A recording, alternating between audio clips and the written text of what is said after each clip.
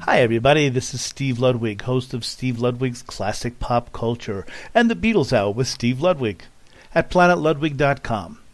Here's an interview we did with Dana Fuchs from November 11th, 2014. It's from show number 66. To hear the entire show, check out the menu at planetludwig.com. And now, please enjoy the interview. Well, rodents in the attic.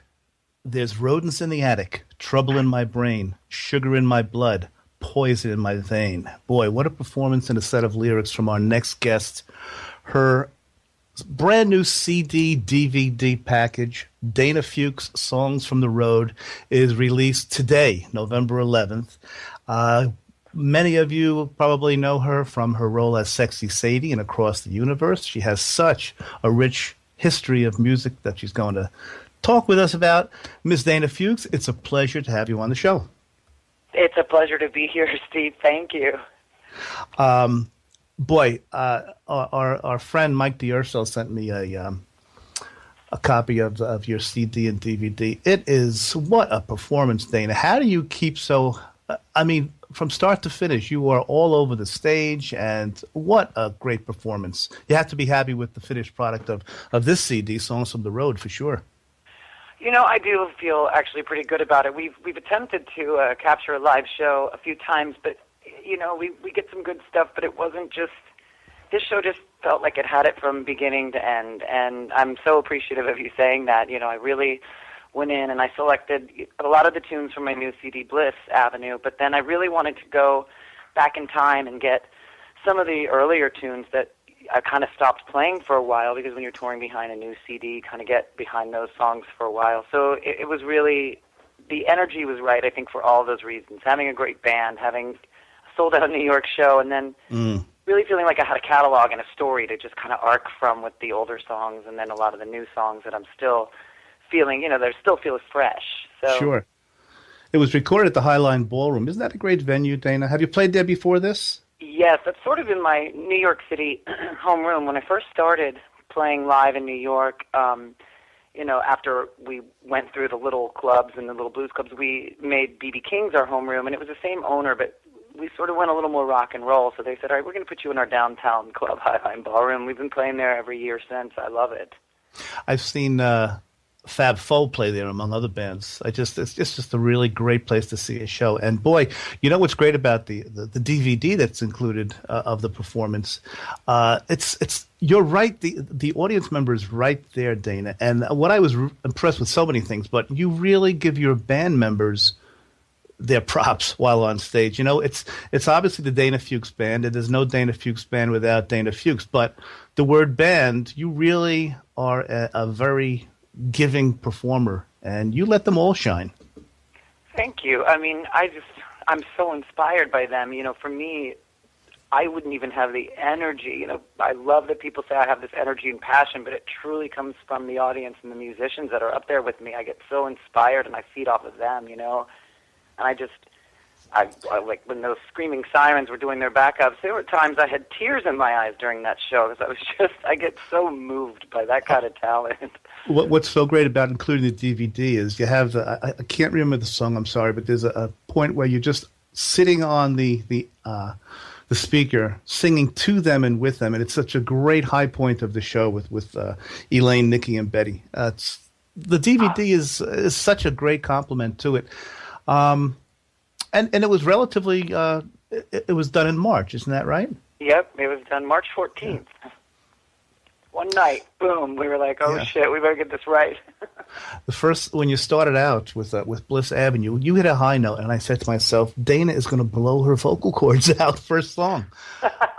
My gosh, Dana, you hit such notes, and it just sustains throughout. Do you do voice exercises and things like that, or is it just God-given?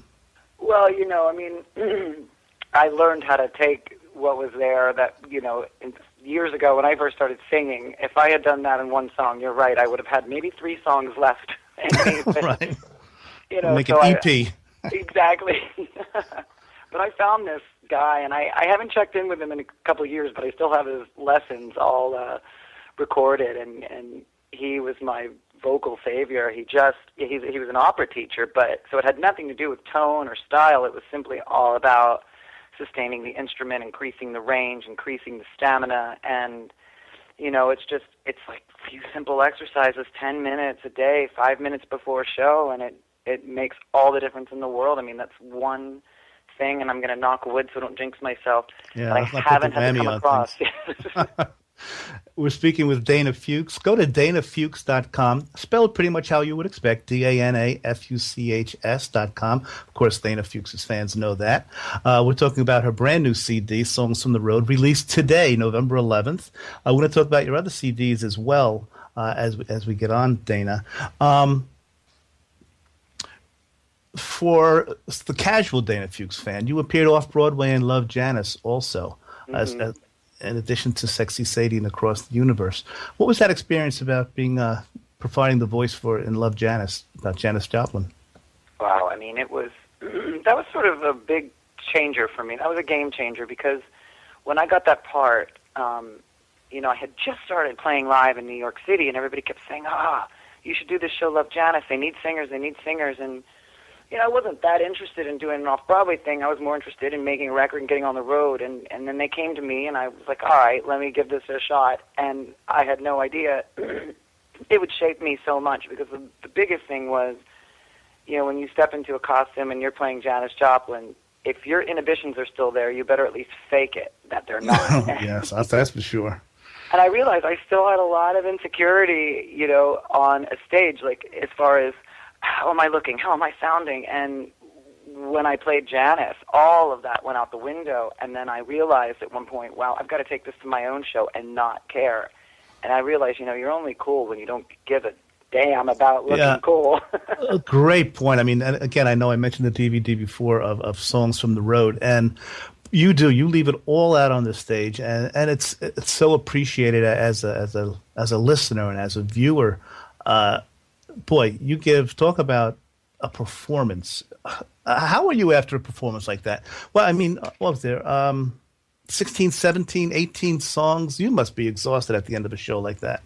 It takes a little while for the exhaustion to kick in. It's kind of like a high, the adrenaline is still pumping, and then I'll sign some CDs for a while, and then I'll go back, hang with the band, have a little food, a glass of wine, start to chill, and then by the time I get home and take a shower, I'm done. Yeah. But it takes a few hours to come down from that, and that's the fun part. Yeah. It's just that adrenaline boost you feel after. The CD is Songs from the Road. You just returned from Germany, isn't that correct, Dana? I sure did, a few days ago, yep.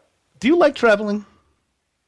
I do. I like the aspects of just going to different countries, learning about their food, their culture, learning different phrases to say. I mean, and meeting the people. I love it. I mean, flying and the blind date that you have every night with a different hotel, and you don't know if the bed is going to be acceptable or not is always a challenge. But and the jet lag can be a little rough. But as far as going to the different countries and that experience, I absolutely love it. Yeah, don't you kind of wish you could just snap your finger, be on the plane, and then land? Yeah. We joke about that all the time, like, Star Trek beaming from here to there. And Right. I remember an interview where you were in, speaking of the Beatles with Across the Universe, they used to ask the Beatles, how'd you like this town? How'd you like this city? How'd you like this city? And they said, well, the hotel was nice and the airport was usual. But, people think that unless you have time, you're really just in and out. And it's, I think it's a misconception among music fans that it's not all that glamour and touring and things like that between gigs. Absolutely not. Oh my God. And it's sort of a double-edged sword because when you're first starting out and no one really knows you and you don't have that many shows, you get more time off to see the cities and the different countries. But then as you start to grow a little bit, which is great and what you hope for, you get less time to really enjoy the experience in each country. So it's kind of a, trade-off. Yeah. Mm-hmm. A silly layman's question, Dana, if you don't mind. Now, let's just say that Songs from the Road, that night, let's just say your set began at 9 p.m. As a layman, I don't know this. What time would you arrive at the venue for a gig that your set starts at 9 p.m.? Well, Well, it depends. I mean, normally you load in for sound check. I mean, if I'm traveling with the band, we're rolling in the same bus. You know, you get there between 4 and 5, and, you know, I kind of hang backstage and do my thing while the guys set up until they're ready for me to do a little sound check, and then you chill out, have a little snack, or, you know, sometimes the band usually eats a dinner, but I can't before I get on stage, or it's not going to be fun for the front row when I'm jumping around. So, you know, I mean, but in New York, I have a little leeway because I come from my apartment. But still, you know, for that show, it was a big production, you know, a bigger band, and I got there probably around 4:30 at the latest. Boy. You know, you mentioned the band. They did such a great job. May I go through each member of the band? You can give me a little thumbnail of each person. And Sure. John Diamond. John Diamond, my music partner, my co-writer, co-producer. It's really he and I started this, you know, years ago. He was the first musician I met in New York, and we put this together. You know, we started doing covers and blues joints, and then evolved into writing our own material, and it's been a partnership since. Yeah. Oh, a great point, by the way, listeners. Except for 2 covers that Dana performs at the end of her set, everything is original. And what a songwriter you and John are, Dana. Thank Boy, you. I'm going to talk about your lyrics later on as we get on. But how about Matt Beck? Matt Beck, dear old friend. He does a lot of Broadway stuff. He's also the MD for the musical director for Rob Thomas, Matchbox 20, that band. Mm-hmm. And he's just a New York pal that I met years ago. He was playing with a mutual friend, and I was like, I got to work with you someday, man. He plays everything. Every instrument with strings he plays, and he's a lefty, and he just turns it upside down is the best part. You'll see in the DVD. He doesn't restring or get a lefty. He just turns the damn thing upside down. That's right. Amazing. He's a monster. He's a monster, and he's the sweetest human being in the world. I mean, it's hard to come across guitar players with no ego, and the guy just has none, and he can play anything. Yeah, without mentioning names, of course, Dana, I'm assuming throughout your career, you know, some things just don't click on stage. I guess that's happened where you've had to tell a band member, I think it's just not working out. That must be a difficult thing. It absolutely is. I mean, you know, especially when you start touring and you realize, oh my God, I love this person off the stage. They're a great hang, and they become a good friend. Musically, they're not cutting it. That is brutal, and I've had to, you know, lose musicians over the years because of that, and then vice versa. They're great on the stage, and then they're such a diva to tour with. Yeah, it's that's just the not easier worth one to it. let go. Mm-hmm. Your bass player, Jack Daly. Oh my God, Jack! When I first moved to New York City, all I heard about was Jack Daly, Jack Daly, Jack Daly, and he had just started touring with Lenny Kravitz, but he was like the hot shot bassist in New York, and was in this doing this Zeppelin tribute called the Four Sticks. And I saw them one night. I was just thoroughly blown away. And I thought, oh my God, if I could ever work with musicians like this. And, you know, then a few years ago when we were making Bliss Avenue, a mutual friend said, hey, you know, I was just doing a session with Jack Daly, and I was telling him I did some work with you, and he said he'd love to play with you. So I was like, give me his number now. Right. Mm-hmm. Pete Levin, your keyboardist. Pete Levin was one of the first musicians I ever played with in New York.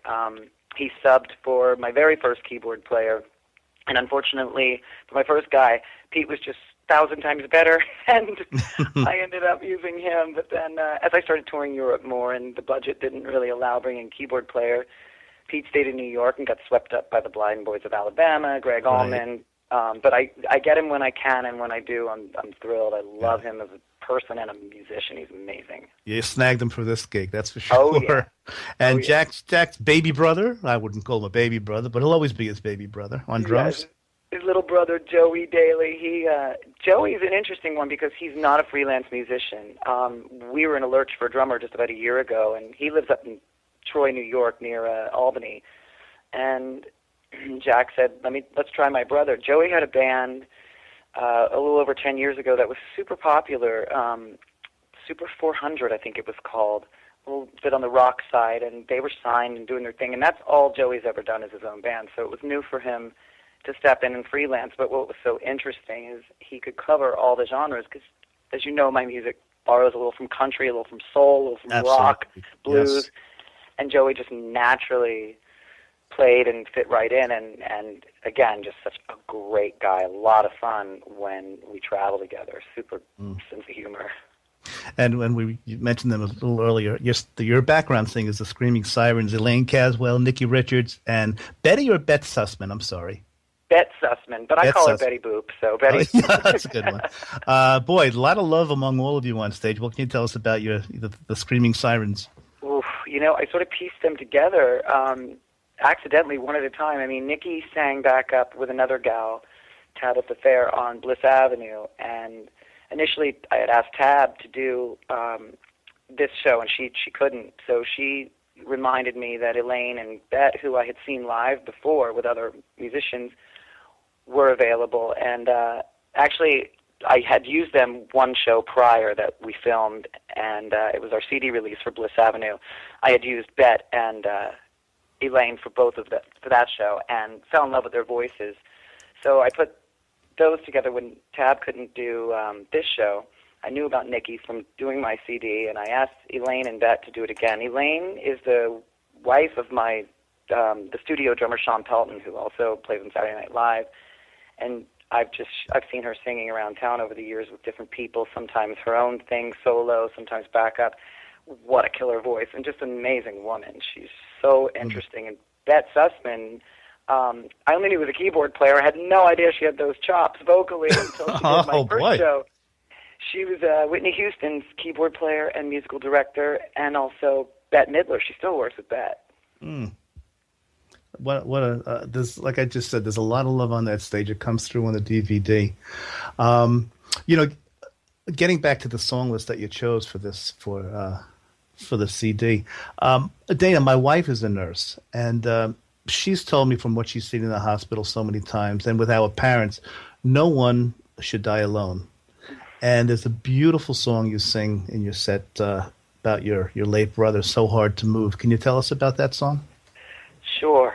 Ooh, 3 years ago, my brother was diagnosed with a terminal brain cancer, and it was just so out of the blue. He was coming over to my apartment for dinner. He lived in New Jersey, and we went to the hospital not feeling quite right, thought he was having a stroke, and I met him there the next day. They said, we got to run tests. They found some tumors. A week later, they say he's dying in 6 months to a year.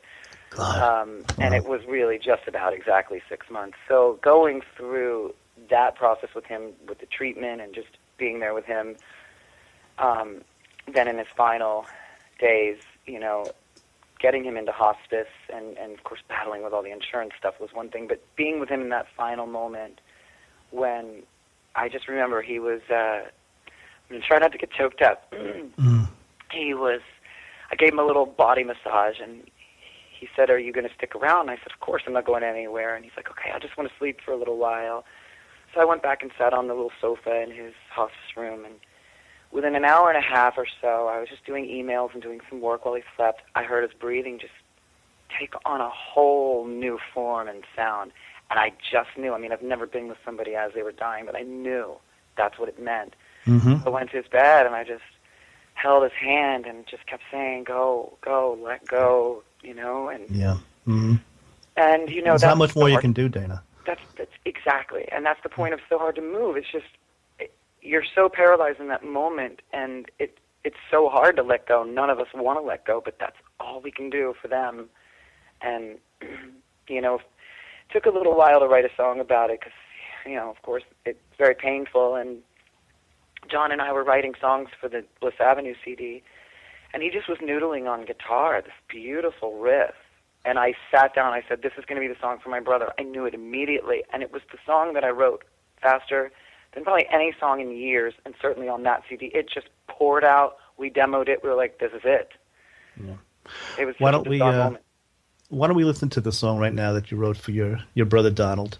So Hard to Move, Dana Fuchs from Songs from the Road. This next song is, I wrote about the experience of being with my late brother as he took his final breaths, and it's so hard to move in that moment. So if you've lost someone, we bring them here tonight, we celebrate life, yeah?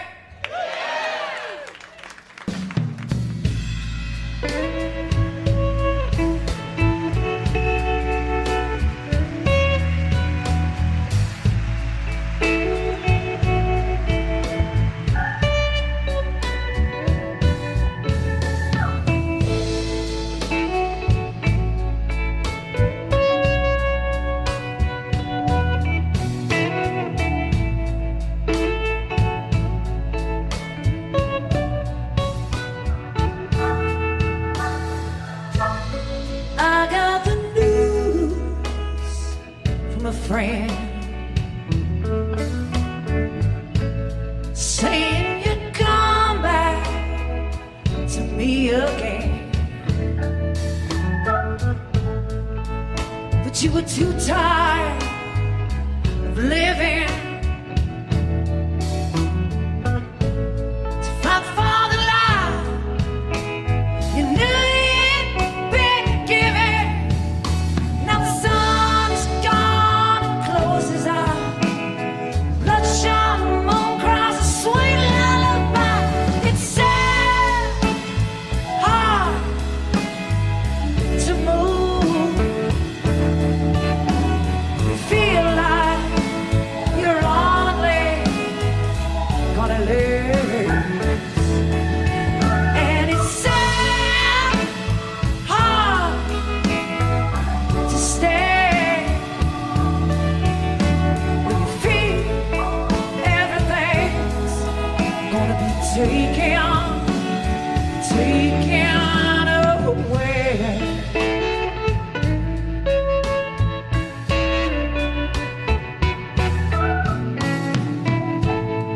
I still remember what you said the day that you left me with a heavy, heavy breath. You were too tired to smile, so I washed you in tears, held your hand for a while. You're a million miles next to me, I'm way too close, I don't wanna leave, but it's sad, hard to move when you feel like you're only gonna lose, yeah. And it's sad, hard to stay when you feel everything's gonna be taken away.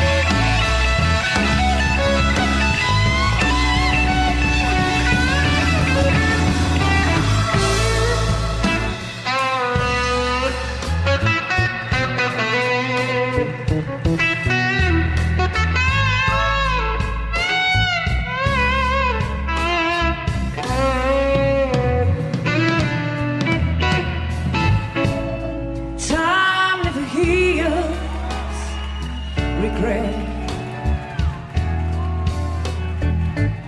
We gotta take the good with the bad and whatever's left. Sweet memories together, they're gonna live in my heart forever and ever. Now the sun is opened up my eyes, the bloodshot moon has heard my cry, that it's sad,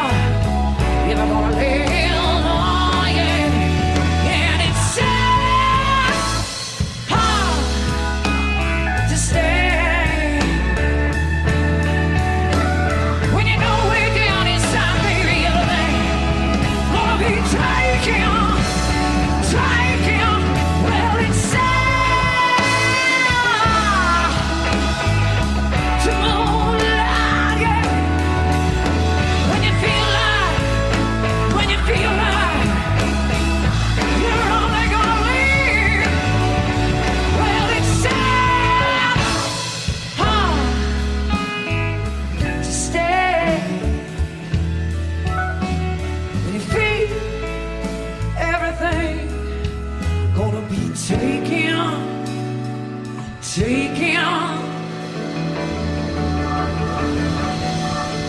taking away, yeah.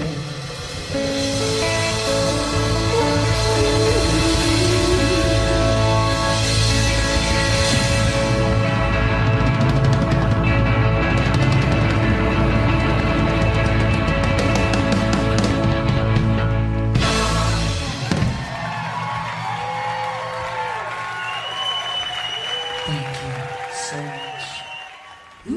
Sometimes love is a sad salvation.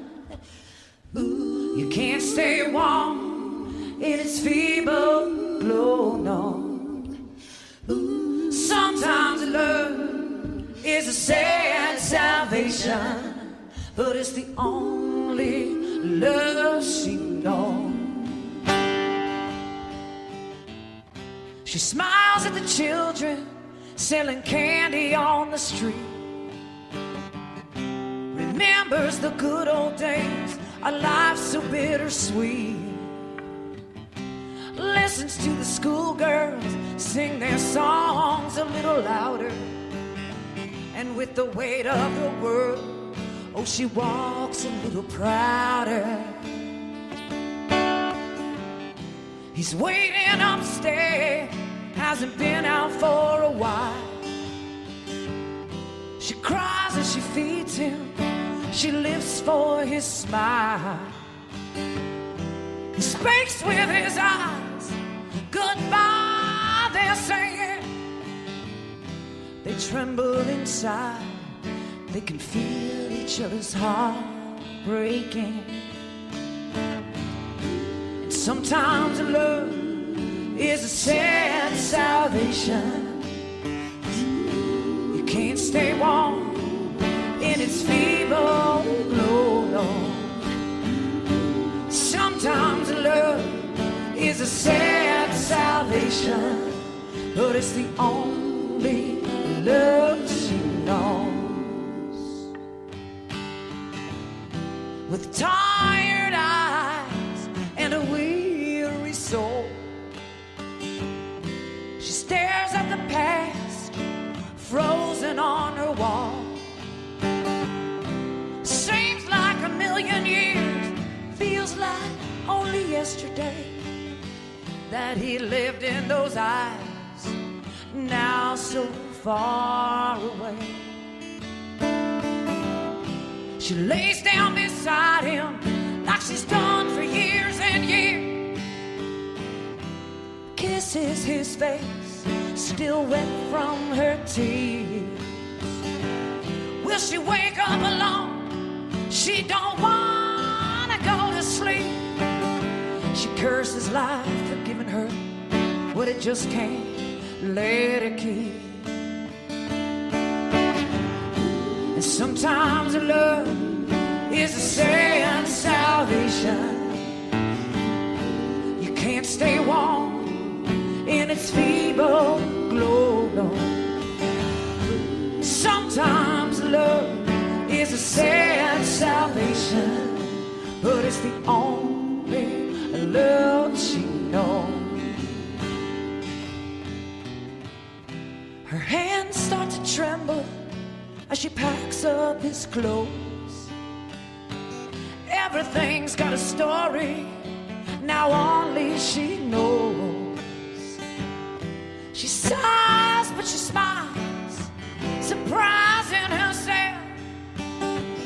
Oh, even through the hard times, she could have never loved anybody else. Oh yeah, that's why sometimes love is a sad salvation. We can't stay warm in that feeble glow, no. Sometimes love is a sad salvation, but it's the only love she knows.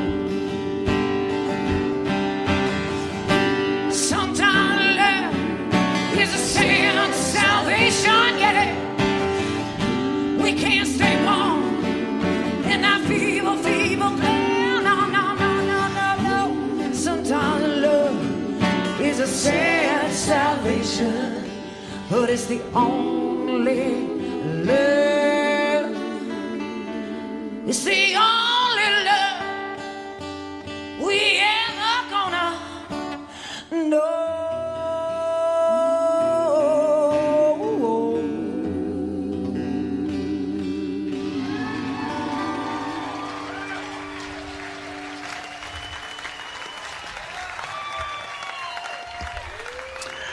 And Sad Salvation from Songs from the Road, Dana Fuchs, that was preceded by the beautiful song for Dana's brother Donald, So Hard to Move. Sometimes love is a sad salvation, but it's the only love she knows. Where do you come up with lyrics like this, Dana? And I mean that in the best sense. Thank you.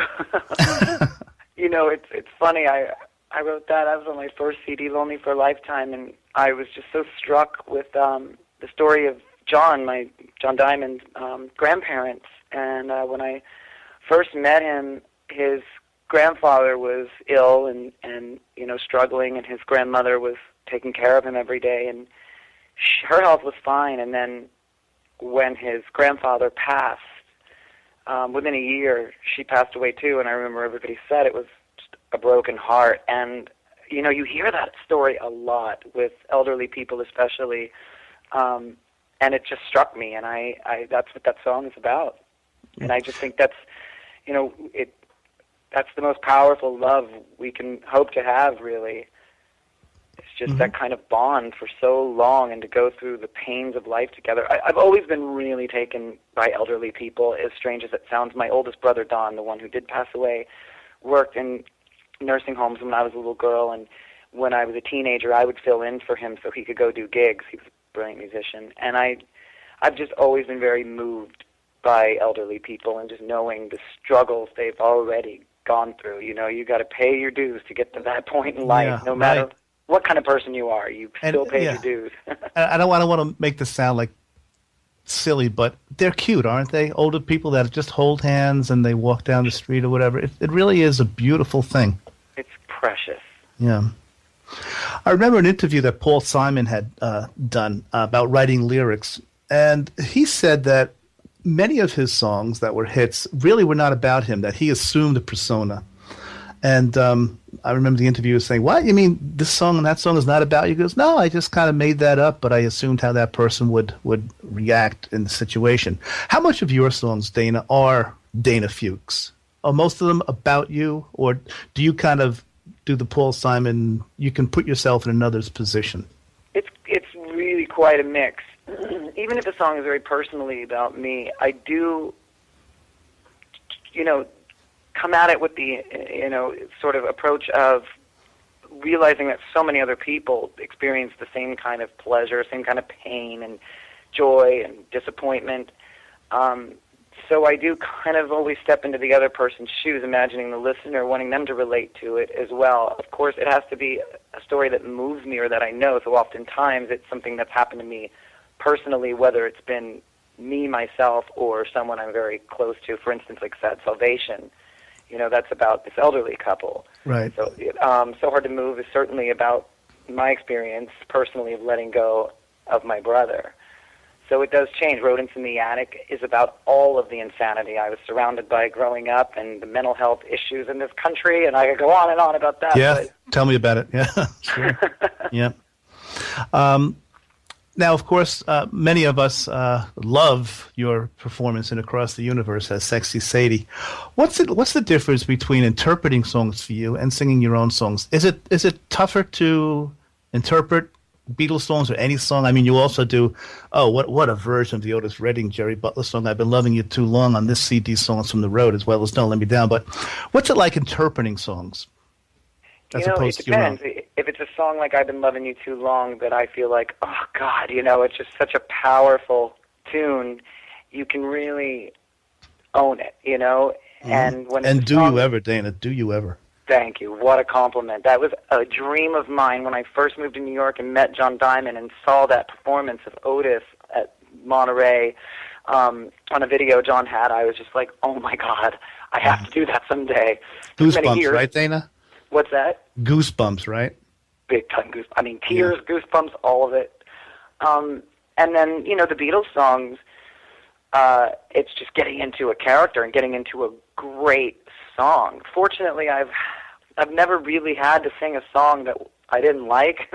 Mm-hmm. I don't know how that would be, to be given a tune that just absolutely sucks and have to put your all into it.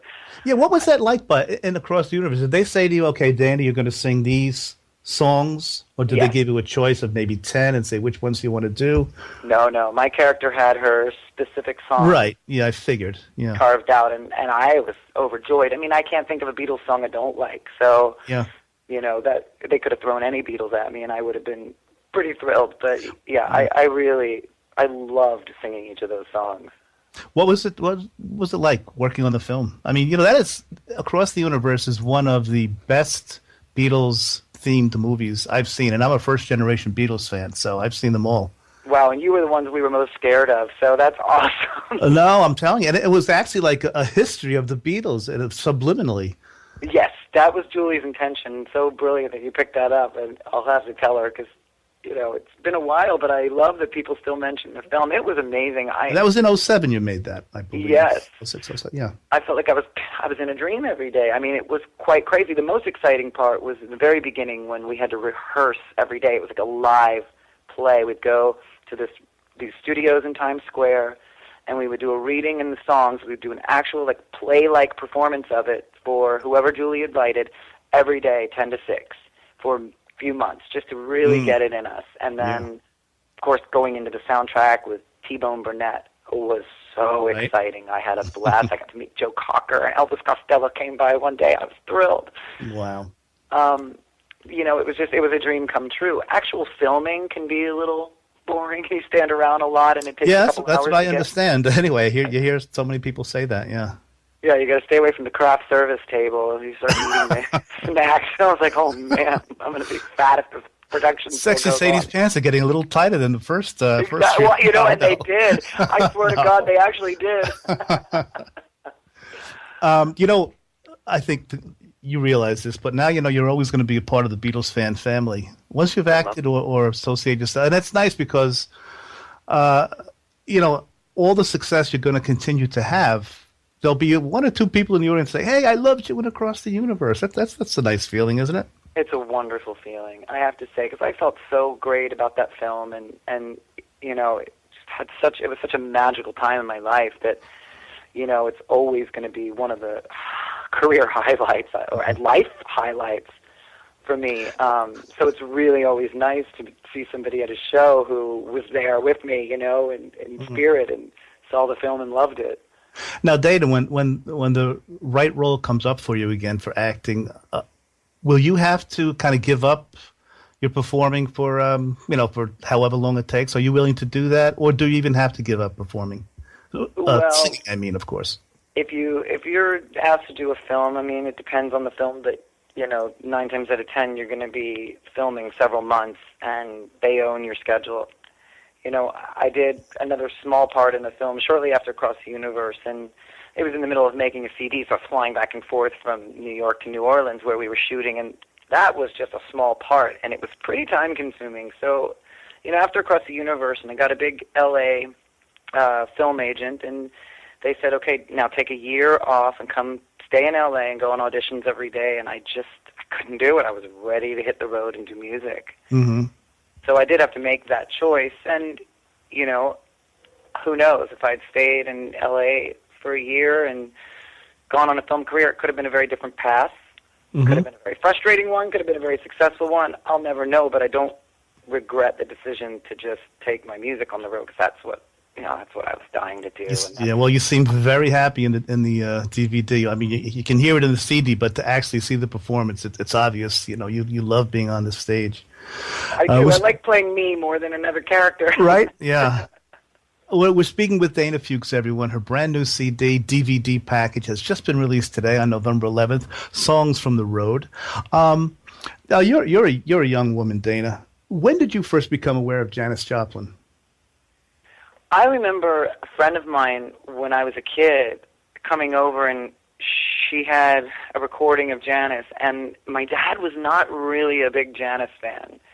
So, I mean, he was such a great music fan. I grew up on Johnny Cash, Hank Williams, Ray Charles, Billie Holiday, but he wasn't a Janis fan. He just thought she was crass and she screamed all the time. So I really never got into Janis until actually I was asked to play her in the Off-Broadway show. Mm-hmm. As soon as I opened my mouth singing in New York, I was getting the comparison, but I had never really listened to Janis Joplin music. I knew Bobby McGee, I knew Piece of My Heart. Yeah, the hits, right, yeah. Yeah, of course. And in fact, when I did the audition, I remember running to John going, oh, shit, I don't really know a full Janis song. Help me. And he helped me learn Piece of My Heart, and that's what I used for the audition. But, you know, it wasn't until having to learn 20 songs by her, read about her life, and get inside her as a person to play her that I realized, oh, my God, what a missing link in my music library. I was just utterly blown away. I remember I would listen with headphones because I had 8 days to learn 20 Joplin songs and 52 pages of dialogue. How did you do that? Rhetorical question, but I mean, how did you do that? I just shut down everything. I was fortunately making enough of a living doing voice commercials for MTV, so that only took, an hour a day. And I just lived, ate, and breathed Janis Joplin in headphones, walking everywhere I went, traveling everywhere I went. I just lived it, up all night, Mm-hmm. Yeah. And every day worked with the musical director of the show. I'd meet him, and it was intense. It was very daunting and very scary, but it was so exciting. And I became a huge fan. I mean, I just had no idea that a girl between 24 and 27 was ever singing like that. It was incredible. Yeah. We're speaking with Dana Fuchs. Dana, I'm going to let you go after a couple more questions. I appreciate so much the time you've given us. And I didn't think musicians are even awake until Tuesday at 2 in the afternoon. We're taping this on a Monday, pre-taping. So I appreciate you getting up and doing the interview. My pleasure. Thank you. I'm a New Jersey native. Where in New Jersey were you born? New Brunswick. Okay. My mom was from a small town called Milltown. Mm-hmm. And my dad was from the Bronx, but then moved to that town, and that's where they met. So I was born there, but I was raised in Florida. I was a baby when we moved to Florida. Yeah. So, but all my siblings, because I'm the baby of 6, were born in New Jersey.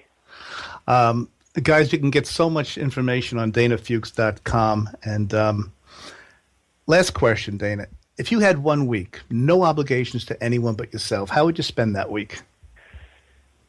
Reading all of the books that have piled up. Oh, great. Good for you. I love reading books as well. Yeah. I guess you must look at the piles of things you just don't have time for and say, am I ever going to get to those things? I mean, you will because you're at a young enough age. But you say, my gosh, there's so many things. It shows how much you must love your craft to put those things aside for the time being. I do. I love what I do. I feel so blessed to be able to do it and, sustain at least somewhat of a living so, I can just focus on it. Everyone, after you've purchased and listened to and reveled in Songs from the Road, some of Dana's other works that you definitely would want to get into. We have Bliss Avenue, Lonely for a Lifetime, live in New York City, 2008. I love the fact, by the way, Dana, that on the DVD there's a little bonus song, Love to Beg. That's not on the CD, but it is included on the performance DVD. I thought that was a nice touch to give a little something extra on the DVD. Yeah, you gotta, felt needed a little bit of boost, and Love to Beg just made sense because that was the release prior to Bliss Avenue, and I was trying to just really get a little bit of each album in there. We've been speaking with Dana Fuchs. Oh my gosh, talented is just doesn't even do you justice, Dana. I was thinking of a song that I could finish off with from Songs from the Road, and I love them all.